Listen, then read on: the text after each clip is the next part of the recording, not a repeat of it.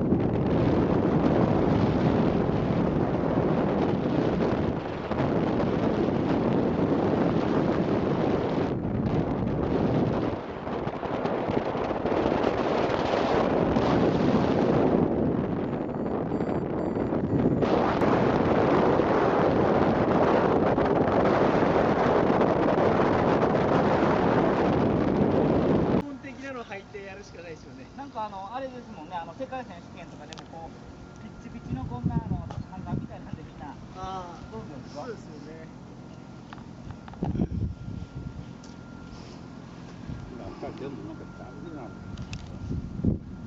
やっぱりいい色ですね。紫っていうかバイオレットっていうか。当然小田さんのものと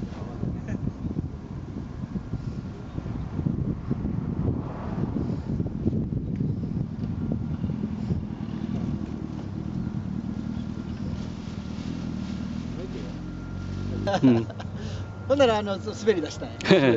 もう滑り出したらどうしようもない。もう滑り出して、あれで僕前 A を押してね、前行こうかと思ったら、もう出た。よっと。ブレーキから押そうとしてもブレーキからやめたよ。おい、途中までよかったのに最後にかかったから。思いのほか逃げたね。昨日の僕はもっと弱くない。いや、僕は今日は無理だと思う。昨日の天気図だと全然ダメだったから、今日になったら低気圧が逃げた。